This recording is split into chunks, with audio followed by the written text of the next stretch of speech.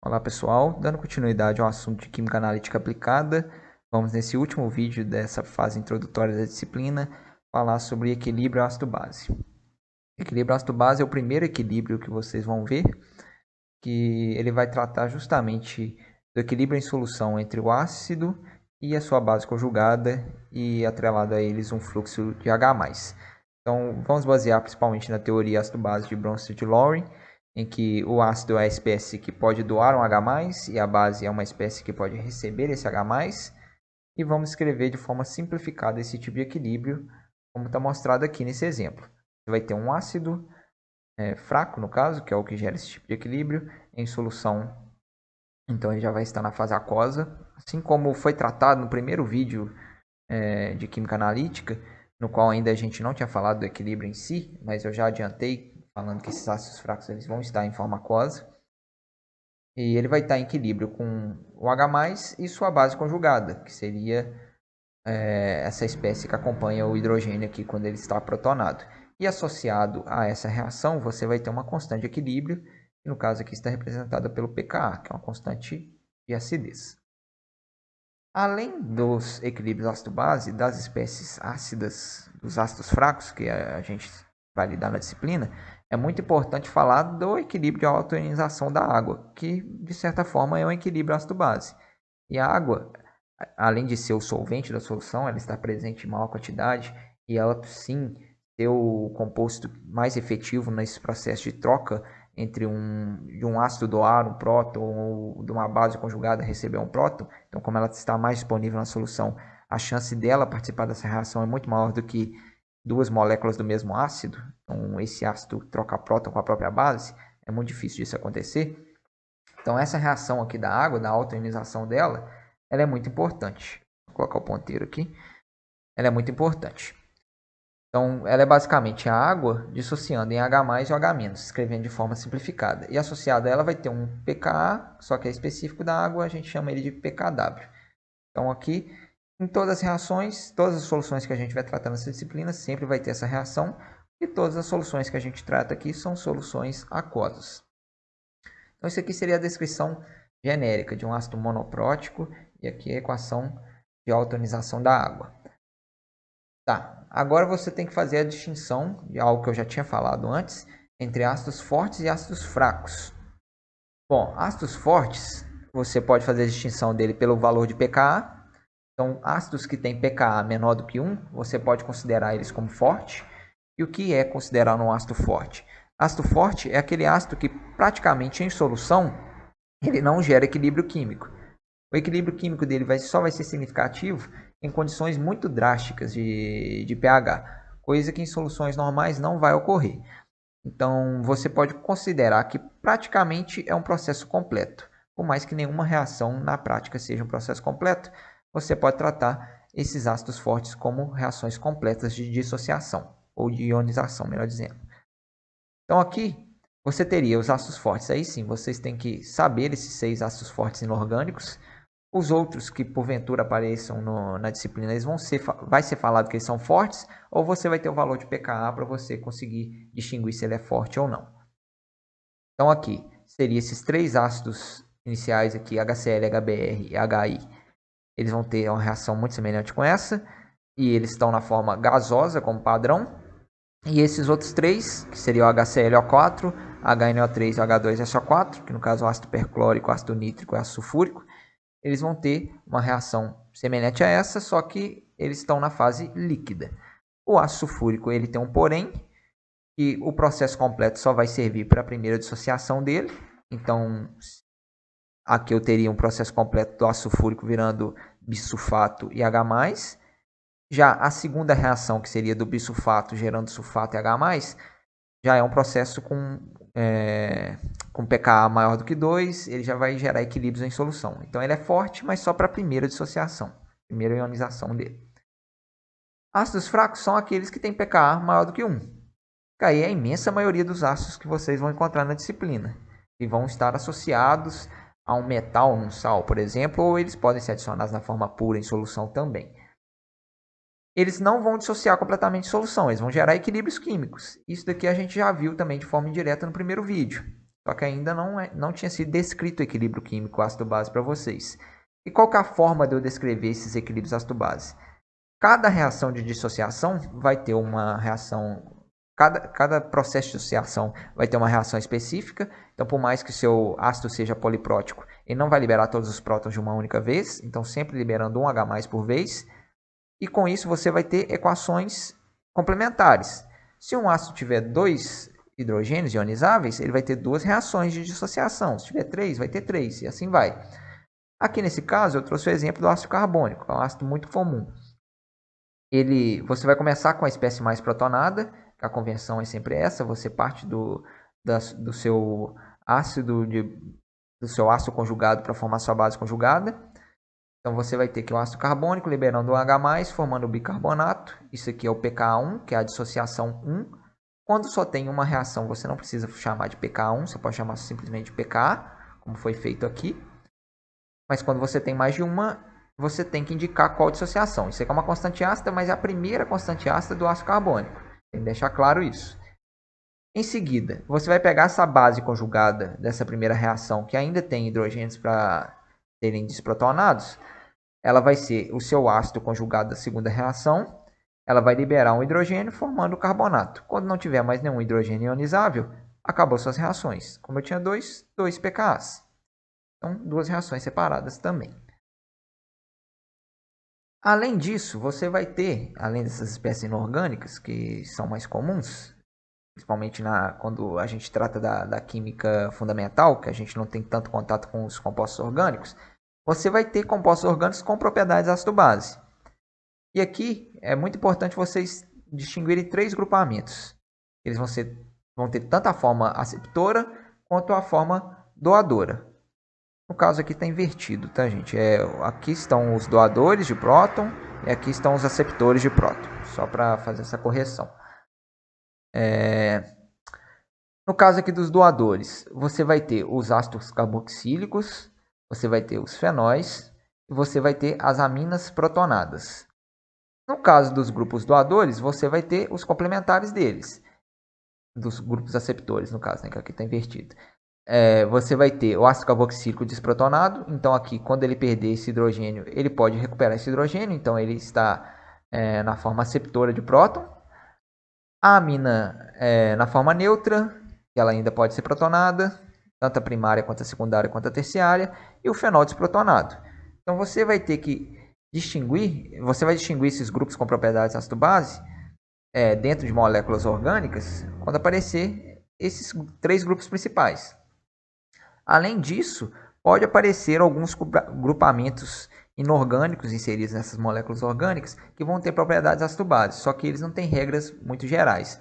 Basicamente, são compostos muito eletronegativos, como o fósforo, o cloro ou o nitrogênio, associados a hidroxilas ou dupla OH, que aí esses hidrogênios dessas moléculas vão ter propriedades ácido-base. Aí aqui tem alguns exemplos para a gente trabalhar. Aqui ele pede para você pegar essas estruturas que estão escritas de forma genérica e criar uma abreviação para a forma mais protonada de cada composto. Por quê? Quando você trata de estruturas orgânicas, né, é chato você trabalhar escrevendo a reação com as estruturas quando não é do seu interesse saber de onde exatamente está saindo esse hidrogênio. É mais interessante você fazer uma abreviação para isso daqui, para você trabalhar assim como a gente trabalha com ácido acético. Em vez de eu escrever a estrutura química do ácido acético, eu escrevo HAC. E eu posso fazer isso para qualquer estrutura. Só que tem 3 passos, tem alguns passos que você tem que seguir. Primeiro, assim como qualquer equilíbrio químico, equilíbrio ácido-base, eu começo ele com a espécie mais protonada. Então, primeiro eu tenho que garantir que essa minha substância esteja na forma mais protonada possível. Então, primeiro eu vou identificar as regiões onde tem grupamentos com propriedade de ácido-base. Depois, caso estejam desprotonados, protoná-los e criar a abreviação. Então, aqui eu trouxe 4 exemplos que apareceram em avaliações diferentes da disciplina. E vamos ao passo a passo. Começando aqui, só ver o nome do composto, é o neotame. O neotame, primeira coisa, você vai identificar os grupamentos orgânicos. Aqui eu tenho um hidrogênio associado a um dupla O. OH. Isso daqui é um ácido carboxílico. Então aqui eu tenho um grupo doador de próton, porque ele está na forma protonada, certo? Depois, eu tenho esse nitrogênio aqui, é um nitrogênio amínico, porque aos carbonos que ele está associado, a amina secundária, mas nenhum desses carbonos tem dupla O, que aí seria o caso de uma amida, que não teria propriedade de ácido básico. Como aqui são carbonos simples, simplesmente ligados a hidrogênio, isso aqui é uma amina. Ela tem propriedades de ácido base.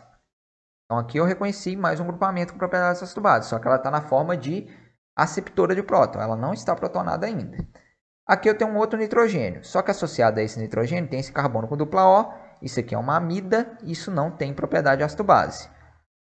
Aqui não tem nenhum grupamento, aqui não é um ácido carboxílico, né? Aqui o oxigênio não está ligado ao hidrogênio, está ligado a um carbono. Então aqui também não tem propriedade de ácido base e aqui esse anel não tem OH associado, então também não é um fenol.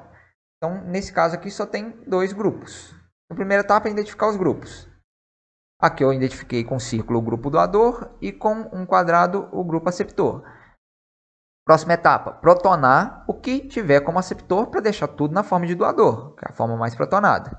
Então transformei aquele NH em NH2. Eu vou protonar sempre com um hidrogênio. Agora está tudo na forma de grupo doador, eu posso criar abreviação. E como que eu crio abreviação? Primeiro, eu tenho dois grupos com propriedades ácido-base, então vai ser H2. Depois, eu vou ver o nome do composto. Então, eu vou criar uma abreviação que me remeta ao nome do composto. É neotame. Então, eu vou criar alguma abreviação que remeta a neotame. Isso aí é livre. Você pode dar o nome que você quiser. E por último, eu vou ver a carga desse composto, que também é muito importante, né? Eu parti dele com carga 0, mas quando eu protonei aqui, ele ficou com carga mais 1. Então, vai ser H2, a abreviação que você escolher, mais. No caso aqui ficou H2, neo, mais. Então, você pode usar isso daqui para fazer suas reações, ao invés dessa estrutura. Passando para o lado de cá, o glifosato. O glifosato, ele tem nessa ponta um ácido carboxílico, né, que é um C-OH. Então, aqui ele tem propriedades ácido-base. Ele já está protonado, então aqui ele está como um grupo doador. Logo em seguida, você tem uma amina secundária, que você pode ver que associada a ela não tem dupla O. Então, aqui ela está na forma, é um grupamento com propriedade de ácido-base. Ela está na forma desprotonada, então ela é um grupo aceptor. Você vai ter que fazer a protonação dela. E aqui um caso de composto inorgânico associado a essa molécula aqui, né? um fósforo, que ele é muito eletronegativo, ele está associado a um dupla OH. Esses dois OHs aqui vão ter propriedades ácido-base. Se você olhar bem essa estrutura, ela é muito semelhante ao do ácido fosfórico, que você sabe que ele tem propriedades ácido-base. Então você pode fazer esse tipo de associação também. Então se aqui no lugar desse radical que tivesse um H, você teria o H3PO4. Você já sabe que tem propriedades ácido-base. Então não tem por que você não achar que isso daqui não teria propriedades ácido-base.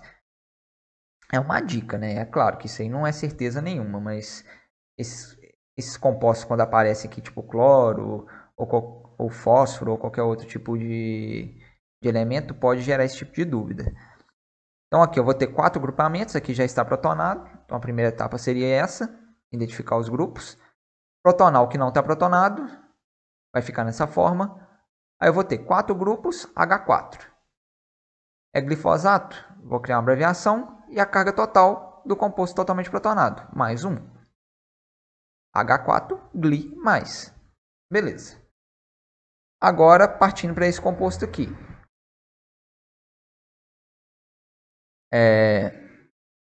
Aqui ele já tem mais coisas para serem analisadas, né? Começando por aqui.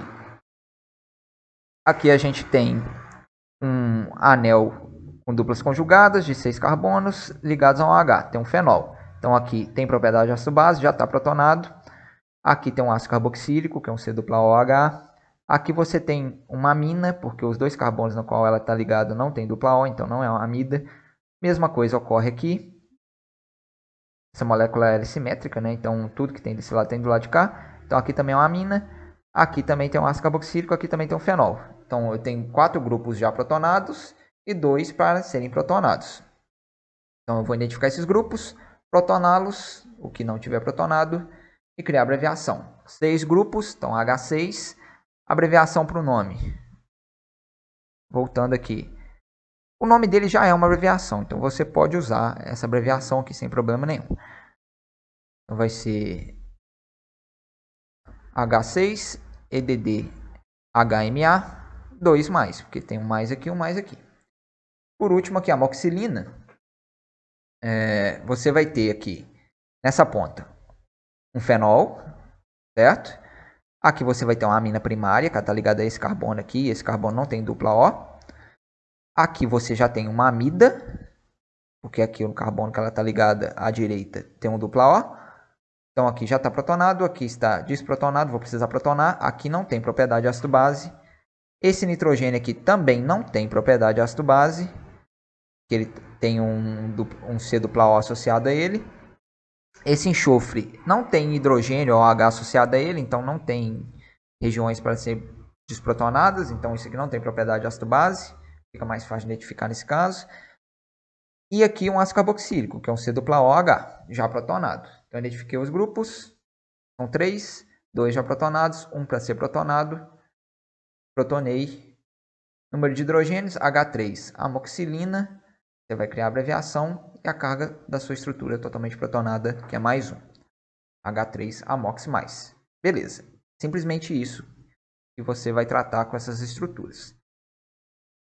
Agora, nesse outro exercício, ele já pede para você fazer os equilíbrios ácido-base de Bronsted e Lowry de maneira simplificada utilizando as estruturas moleculares e para indicar quando houver a formação de um zinterium.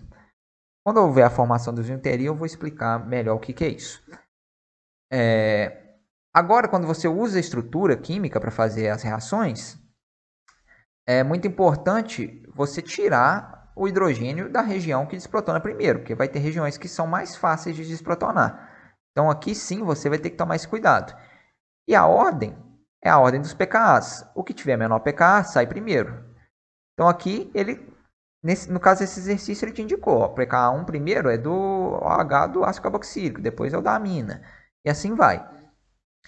Mas, num caso mais geral, quando não tiver esse tipo de informação, na maioria dos casos, você tem primeiro um ácido carboxílico desprotonando para depois desprotonar as aminas. Então, caso você não tenha essa informação do pKa, caso você precise fazer as reações usando as estruturas, dê preferência por desprotonar primeiro os ácidos carboxílicos e depois as aminas.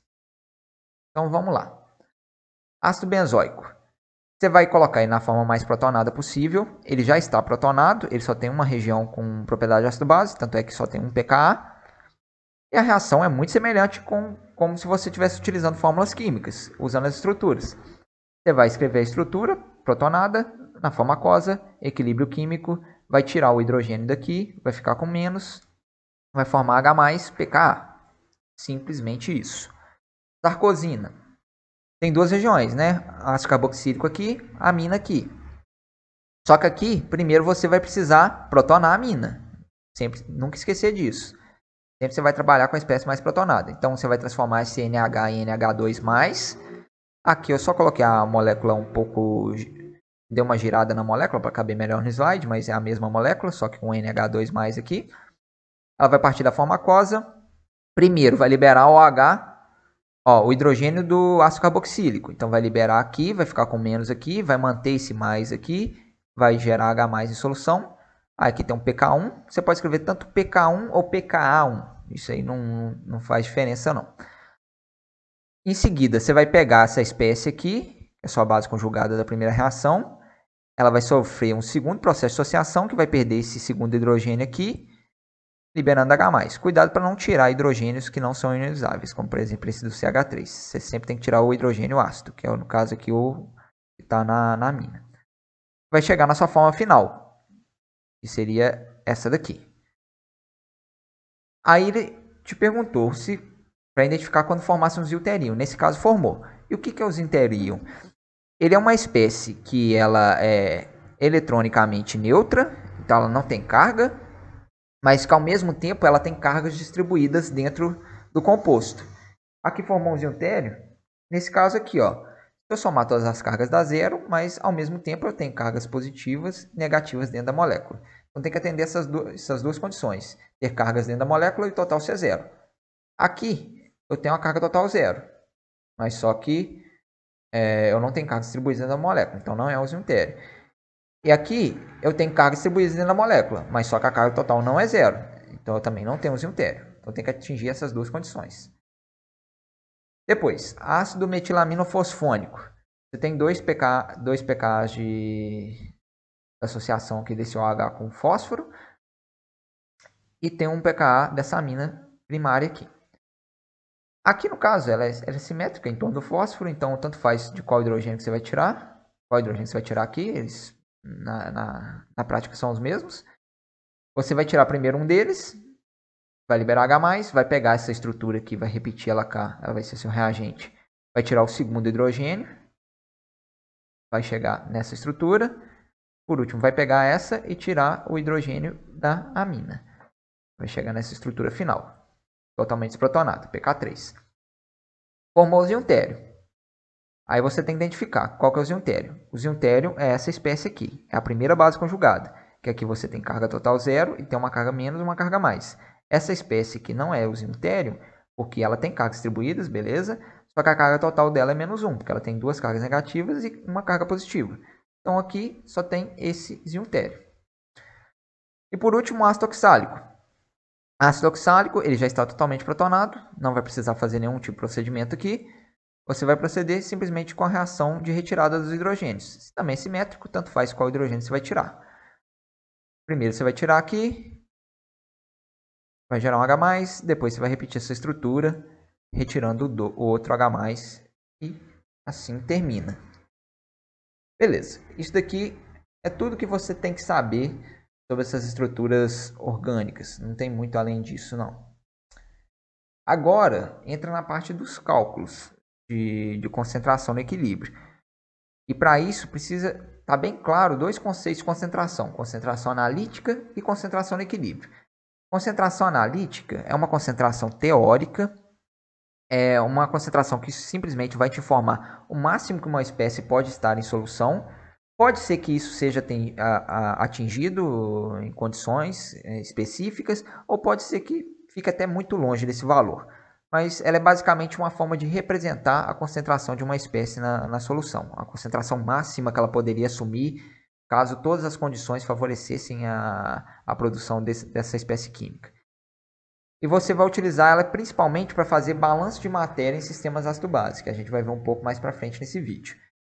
A concentração no equilíbrio é aquela concentração que você já está mais acostumado, e seria a concentração real mesmo. É quanto que na solução, naquele momento, dadas as condições de temperatura, pH, pressão e assim vai, qual que é a concentração que eu realmente tenho daquela espécie química. E essa concentração vai ser muito importante para você determinar realmente a concentração de uma espécie, né? Ela que é interessante para você quando você fala de concentração. Tanto é que quando você fala de concentração de forma genérica, você vai tratar como concentração no equilíbrio, não concentração analítica. E ela é muito importante no balanço de carga da solução, que é outra coisa que, assim como o balanço de matéria, a gente vai ver nesse vídeo. Tá, então o primeiro exemplo vai ser dado aqui, é da prova 1 de 2018/1. Uma solução que contém bicarbonato de amônio, alanina e sulfato de sódio. Ele pede para você escrever uma forma abreviada para representar o sistema ácido-base da alanina. Aí ele deu aqui a representação da alanina, a representação genérica dela. Então, a primeira coisa, você vai pegar a alanina, vai protonar ela ao máximo. Aqui essa amina está desprotonada, ela vai ficar NH3. Você tem aqui um ácido carboxílico já protonado. Então, você vai ter H2 a lá mais. Por causa desse mais aqui da amina protonada.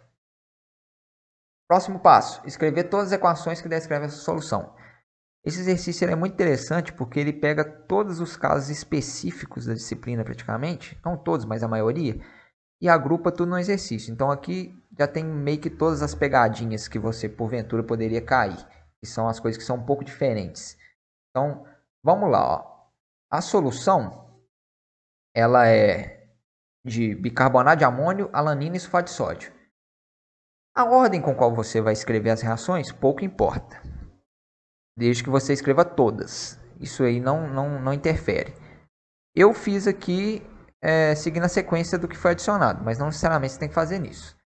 Então, primeiro de tudo, adicionei bicarbonato de amônio. Então, aqui tem o bicarbonato de amônio, vai gerar amônio em solução e bicarbonato. Beleza.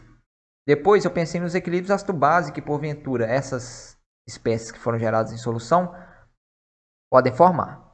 No caso de sais metálicos, metal não gera equilíbrio ácido-base. Mas no caso desse daqui, que é um sal de amônio, ele já vai ter um detalhezinho, que é a primeira exceção, vamos dizer assim, da disciplina. Geralmente os cátions você não vai trabalhar com equilíbrio ácido-base, com exceção do amônio. E aqui você tem o bicarbonato. O bicarbonato, ele vem de um ácido fraco, que é o ácido carbônico, então você vai ter os equilíbrios do ácido carbônico, que foi por onde eu decidi iniciar as reações de equilíbrio. Então aqui eu sabendo que eu tenho bicarbonato, então eu sei que esse bicarbonato ele pode em solução ser protonado para gerar ácido carbônico, assim como ele pode desprotonar para formar carbonato.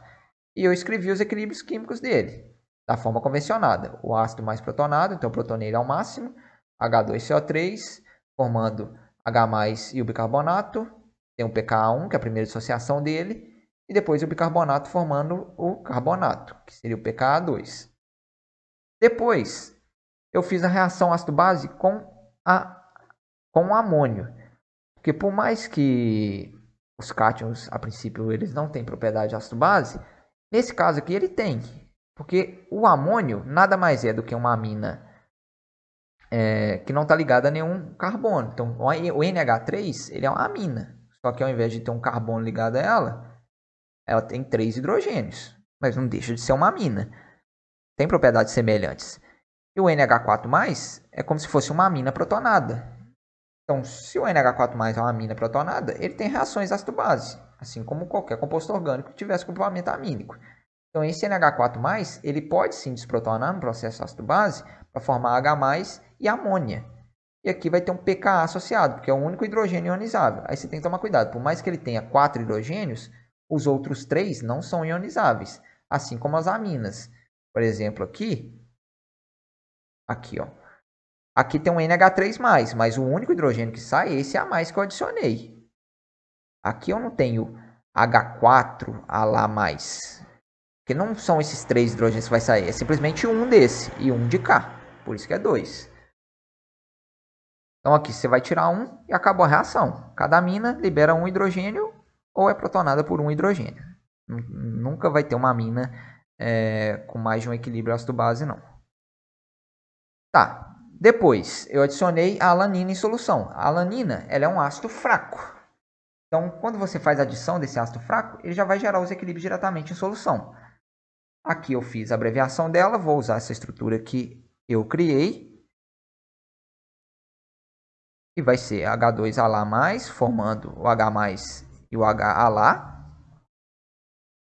Depois, essa base conjugada vai reagir aqui de novo para formar a última base conjugada e o H+. Aqui é muito importante sempre conferir se o seu balanço de carga está dando certo. Então aqui tem mais uma, aqui tem mais um desse lado. Aqui tem 0, aqui tem 0. Principalmente nesses equilíbrios ácido-base é comum confundir aqui porque as espécies se parecem. Então sempre é bom conferir. Então menos 1, mais com menos 2, menos 1 também. Então aqui já passa a ser importante essa etapa de conferência. Além do balanço de matéria, né, que seria você conferir as espécies. Aqui eu criei os equilíbrios ácido-base da alanina. Beleza. Dela não tem mais nada. Por último, adicionou sulfato de sódio. O sulfato de sódio é um sal, dissociou completamente, não falou que estava saturado, então processo completo, gerou sulfato em solução e sódio. Sódio não tem propriedade de ácido-base, é metal. E o sulfato, ele vai ter propriedade de ácido-base. Só que aquele detalhe que eu falei lá quando eu falei de ácidos fortes, no início dessa aula. O ácido sulfúrico, ele é uma exceção. A primeira dissociação do ácido sulfúrico ocorre em processo completo. Já a segunda gera um equilíbrio químico. Então, se eu tenho ácido sulfúrico, ele vai dissociar completamente para formar bisulfato, que é o HSO4-, mais H+. Então, eu não consigo, a partir do bisulfato, voltar no ácido sulfúrico.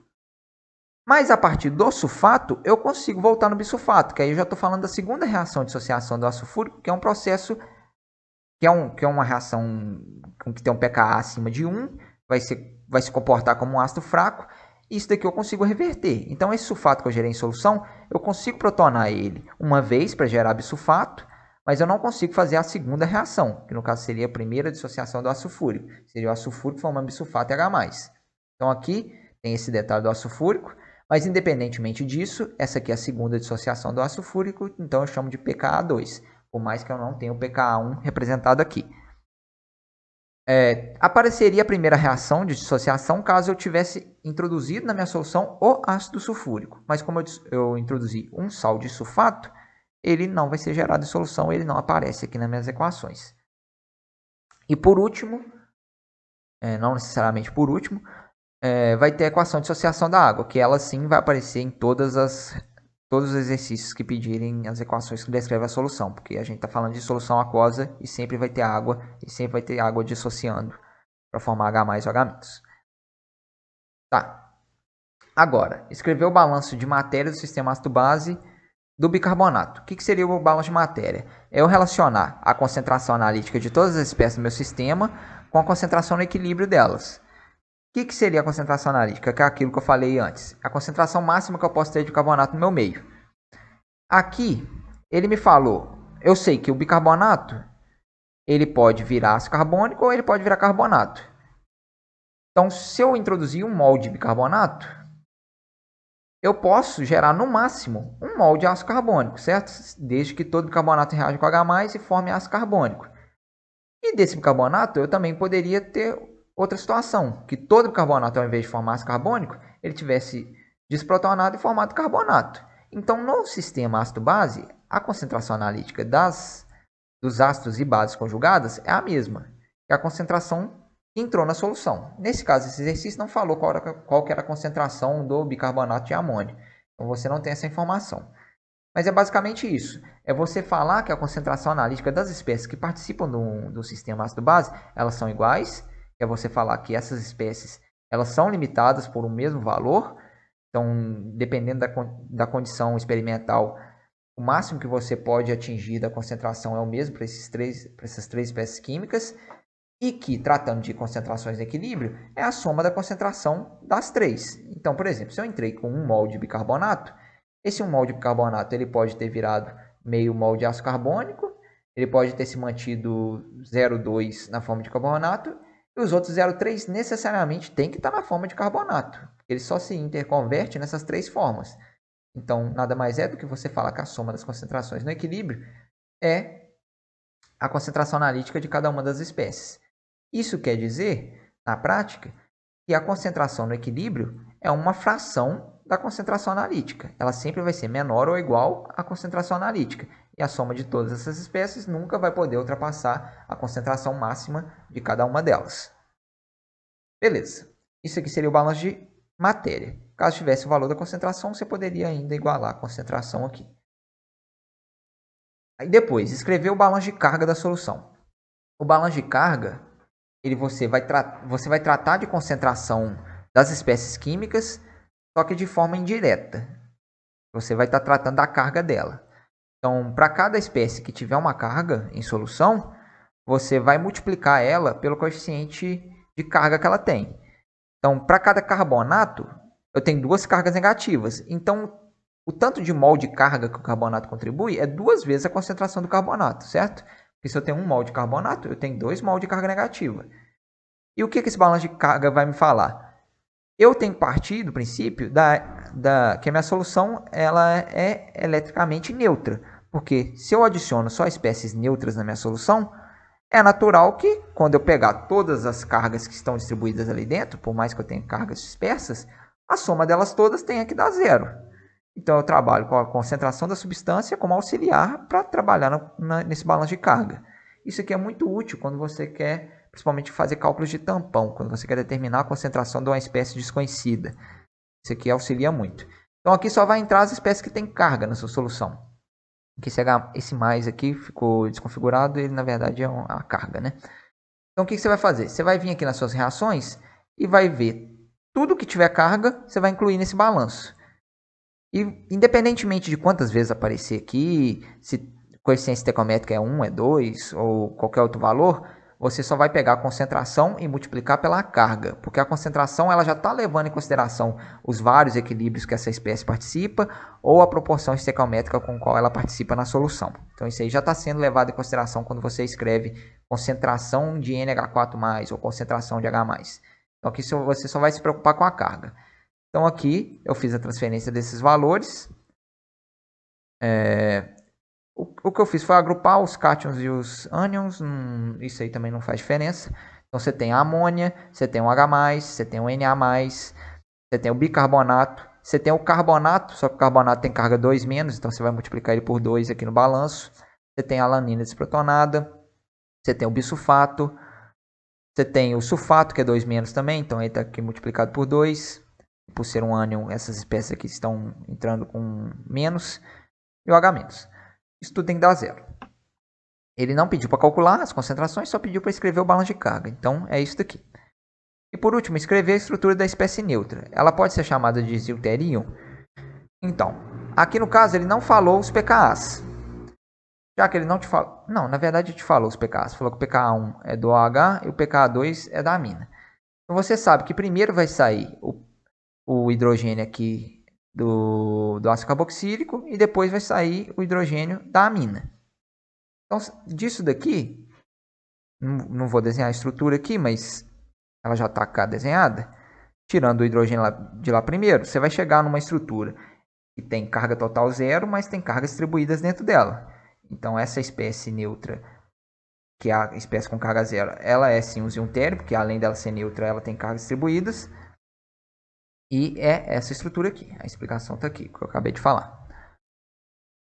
Tá, agora vamos para os cálculos de concentração, que é a concentração no equilíbrio. Essa concentração no equilíbrio, ela vai ser calculada da forma como eu falei anteriormente. Ela vai ser uma fração da sua concentração analítica. E essa fração vai ser representada por um alfa, que é justamente esse parâmetro adimensional que vai simplesmente falar qual porcentagem do sistema que aquela espécie está naquele formato que você quer calcular a concentração. Para você determinar esses alfas, tem 2 métodos principais. Além de que o exercício pode te dar o alfa diretamente, né? Tem essa possibilidade também. Você pode calcular através dessas equações, que aqui essas equações só vão servir para os sistemas que só tem alfa 1 e alfa 0, os casos monopróticos. Para esse início de disciplina, vai ser válido, mas quando você estiver tratando de ácidos polipróticos, essas equações não vão ser válidas. Então você pode usar isso daqui para determinar alfa 0 ou alfa 1. Aqui faltou, isso aqui, essa equação que está faltando um pedaço, mas é alfa 0 mais alfa 1 igual a 1, tá? Você pode usar essa relação para determinar alfa 0, pode usar essa relação para determinar alfa 1, ou a partir de um alfa 0 você determina alfa 1 fazendo um menos o outro. Porque já que são porcentagens, se eu tenho 20% numa espécie e eu só tenho 2 possibilidades de espécie, como eu estou falando de um caso monoprótico, que eu só tenho um ácido e uma base conjugada, se eu tenho 20% numa espécie, eu tenho 80% na outra. Então, por isso que você pode fazer que o somatório dos alfas tem que dar 1, que no caso é 100%. Esses alfas eles vão depender de 2 parâmetros, o pH da sua solução e o pKa do seu ácido. Além disso, tem uma outra forma de você determinar esses alfas, que seria através dos diagramas de distribuição de espécie, que nada mais é do que aquelas equações simuladas para um ácido específico para diversos valores, que aí você tira de forma gráfica. É um método mais prático, só que mais impreciso, porque ali você consegue determinar com exatidão o valor numérico. Aqui você vai ter que ter uma análise visual, então a aproximação visual acaba desviando um pouco do valor real.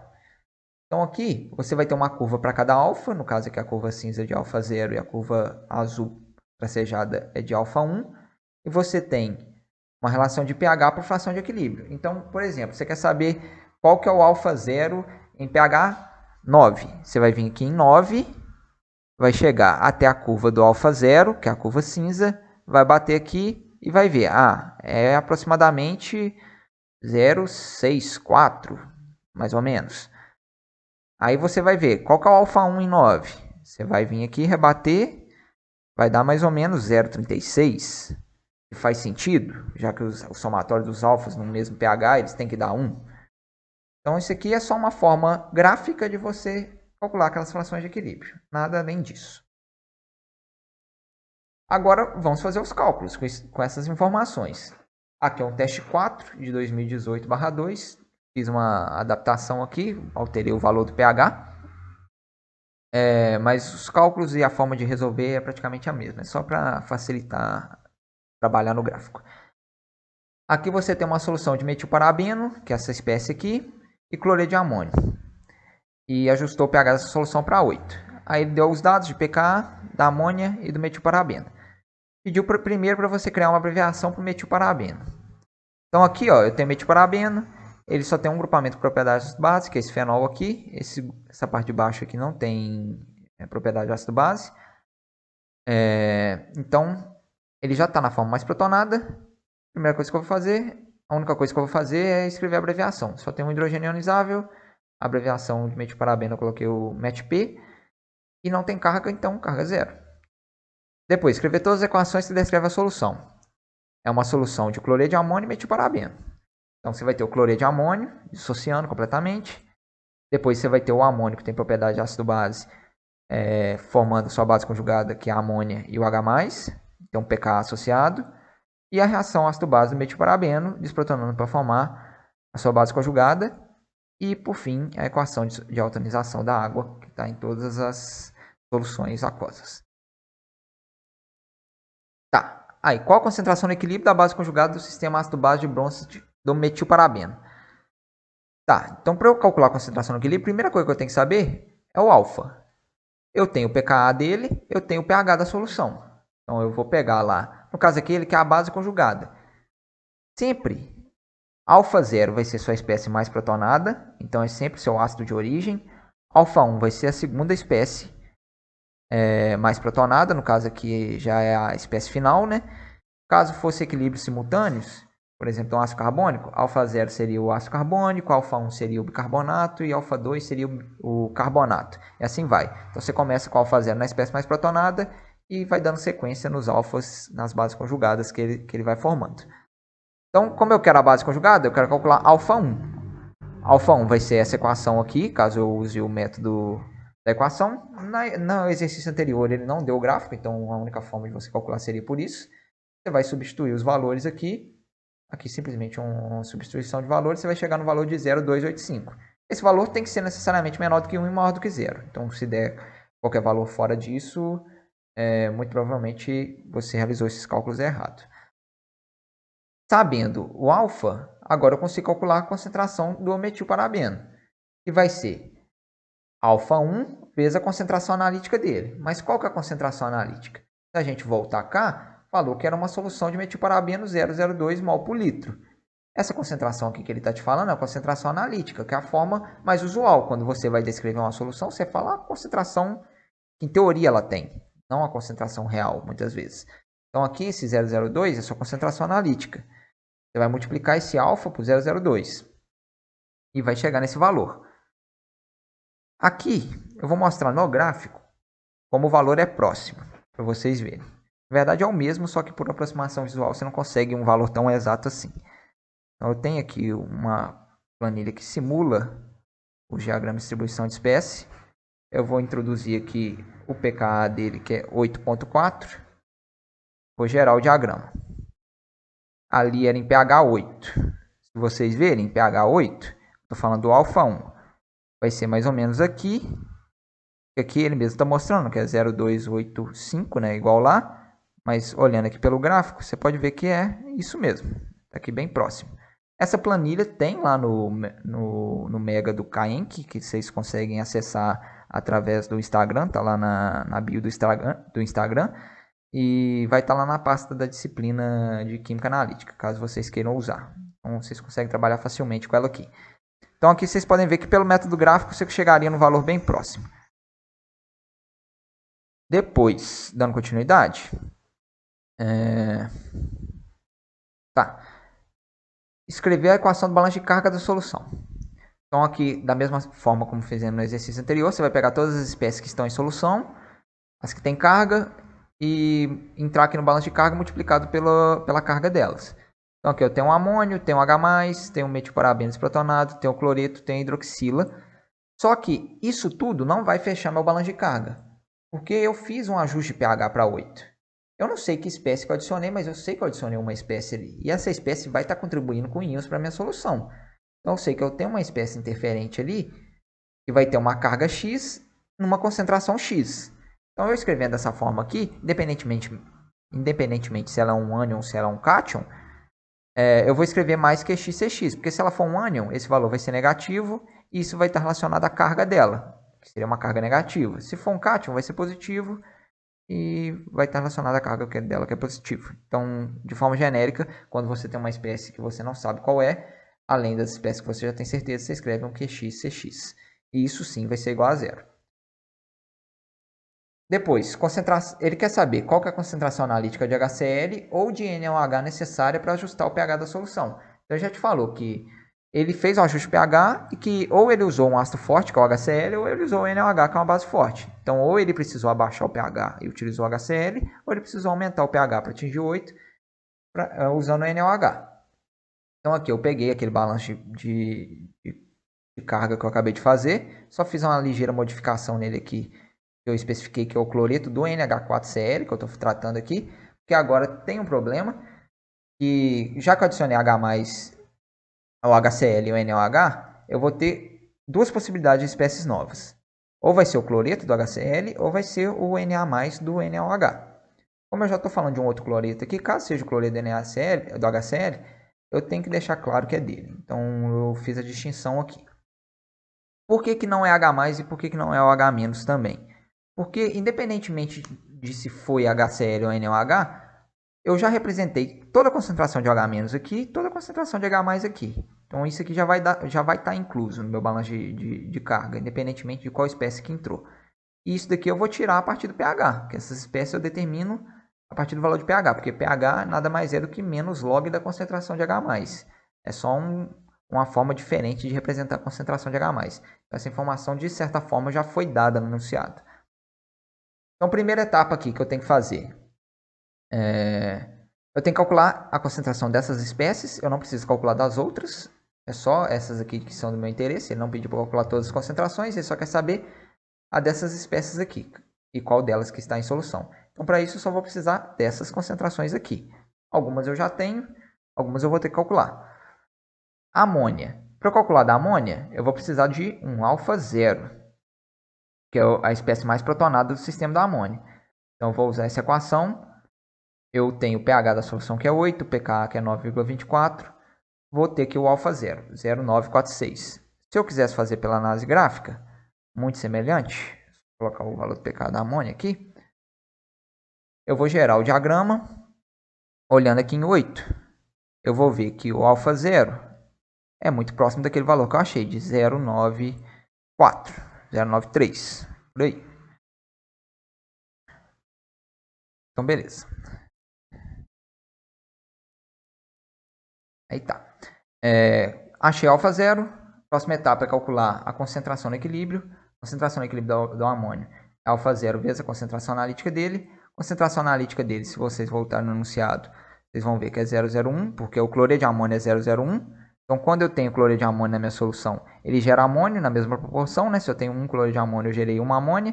Então, eu gerei 0,01 mol de amônio a princípio. Então, isso daqui é o máximo que eu posso ter de amônio. Vai dar esse valor. Concentração de H+. pH é menos log de H+. A operação inversa, para você determinar a concentração de H+ a partir de pH, é 10 elevado a menos pH. Então, vai ser 10 elevado a menos 8, que colocando notação científica, muito importante sempre deixar na notação científica, vai ser 1,0 vezes 10 a menos 8. Concentração do cloreto, que veio do NH4Cl. O cloreto, ele não gera nenhum equilíbrio em solução. A única reação que ele participa é essa daqui.